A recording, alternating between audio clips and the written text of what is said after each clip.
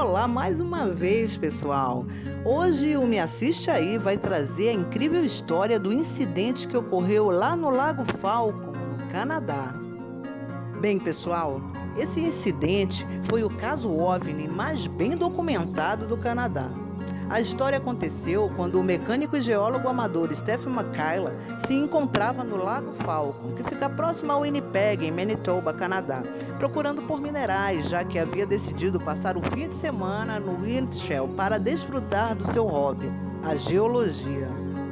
Stephen estava perto de um veio de quartzo ao longo do escudo pré-cambriano da área. O escudo pré-cambriano são aquelas estruturas que remontam ao início da formação do nosso planeta. Quando um homem de 51 anos foi surpreendido por um bando de gansos fugindo de algo. Stephen já tinha percebido certa agitação entre os gansos que estavam por perto, e ao olhar para cima, avistou dois objetos brilhantes fazendo uma rápida manobra de descida. De acordo com seus relatos em jornais da época e repetidos em livros, revistas e programas de TV, um dos objetos pousou sobre uma rocha plana a cerca de 50 metros de onde Stephen se encontrava, enquanto que o outro parou sua descida abruptamente, pairando em posição estacionária próximo a ele.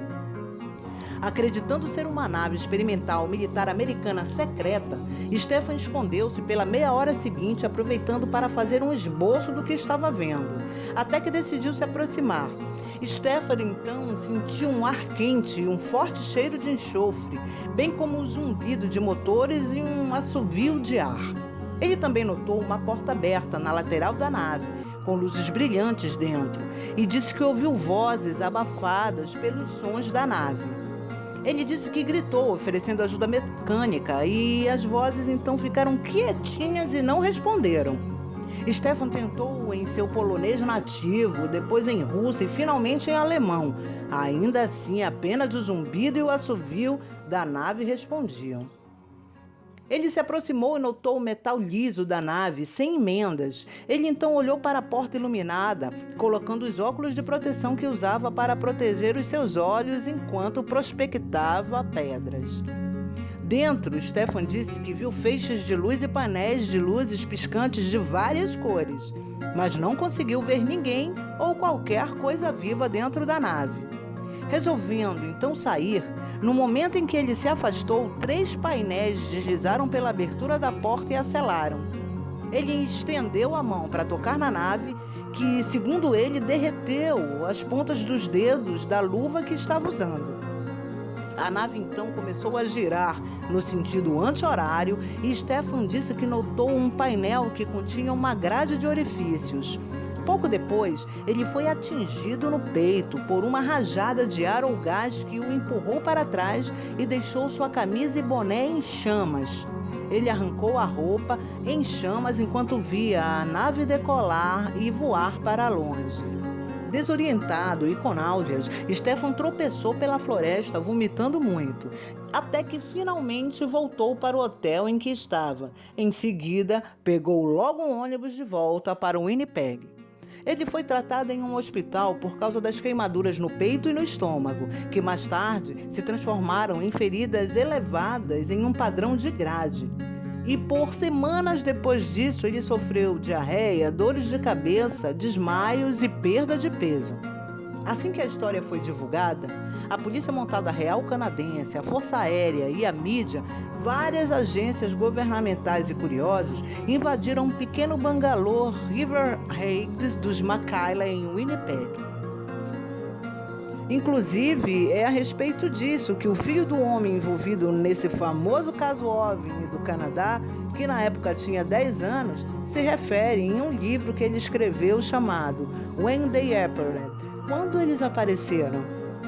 Aqueles intermináveis visitantes e telefonemas, a mídia e as pessoas acampando no gramado, as pessoas que o seguiam para a escola, enchendo-o de perguntas. É sobre isso o título do livro de Stephen McKayla. Stephen McKayla disse que isso simplesmente mudou a vida da família e que demorou vários anos até que finalmente cessasse.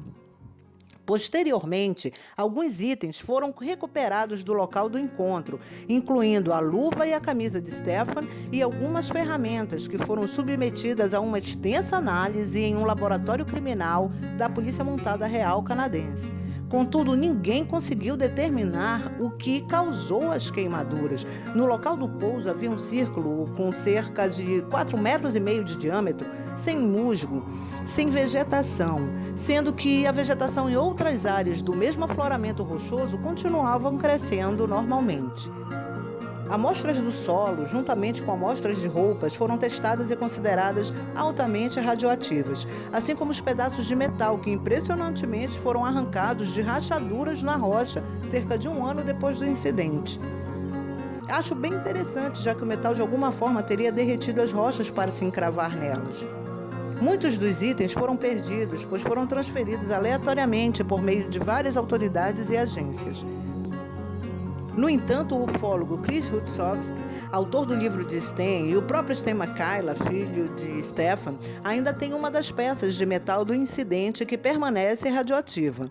Ainda doente, em 1968, com recorrências das queimaduras aparecendo em seu peito e sofrendo de desmaios, Stefan Makaila foi para a Clínica Mayon, em Rochester, Minnesota. Os médicos fizeram exames minuciosos e até o enviaram a um psiquiatra, que voltou com o relato de que Stefan Makaila seria muito pragmático, muito pé no chão. Pelos especialistas médicos, Stefan não foi considerado um simulador de doença como os céticos tentaram considerá-lo. Os psiquiatras da Mayo atestaram que ele não tinha propensão e nem caráter para isso. Todos que conheceram Stefan Makaila dizem que ele sempre foi um indivíduo muito discreto e decente. Alguém que jamais inventaria uma história desse tipo. De fato, até o fim da sua vida, ele concedeu poucas entrevistas sobre a sua experiência. Contudo, nunca gostou de se autopromover. O caso foi investigado intensamente por vários níveis do governo e a conclusão oficial, inclusive da Força Aérea dos Estados Unidos, foi que não havia explicação para o caso. Galera, as histórias sobre supostos encontros com OVNIs e alienígenas, assim como as abduções, são sempre interessantes, especialmente porque grande parte delas não tem explicação. Muito bem, galera, obrigado por assistir o vídeo.